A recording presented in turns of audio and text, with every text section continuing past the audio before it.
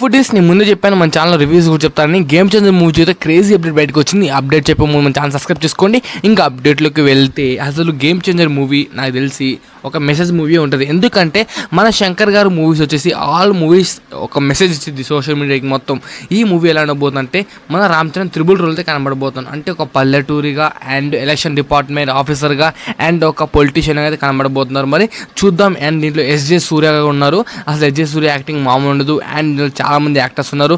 ఈ మూవీ గురించి interesting fact ఏంటంటే మన రామ్ చరణ్ వచ్చేసి ఇందులో విలన్గా అయితే కనబడబోతున్నాయి. కొంచెం రూమర్స్ వస్తున్నాయి, మరి చూద్దాం అది ఎంత నిజమో.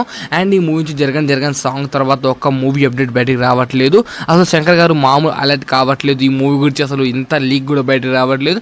ఈ మూవీ అనుకున్న టైం కూడా రావచ్చు రాకపోవచ్చు, ఎందుకంటే అది మూవీ చకచక ఫాస్ట్ పని అయితేనే కానీ అసలు అప్డేట్స్ అయితే బయటకు ఇవ్వట్లేదు. మరి చూద్దాం. ఎందుకంటే భారతుడి మూవీ ఇంకా గేమ్ చేంజర్ మన రామ్ చరణ్ R16 బుచ్చిబాబు గారితో అండ్ రంగస్థలం మన సుకుమార్ గారితో మూవీస్ చాలా ఒప్పుకున్నారు. మరి చూద్దాం ఏ మూవీ ఏ ఫాస్ట్ టైంలో వచ్చిందో మరి.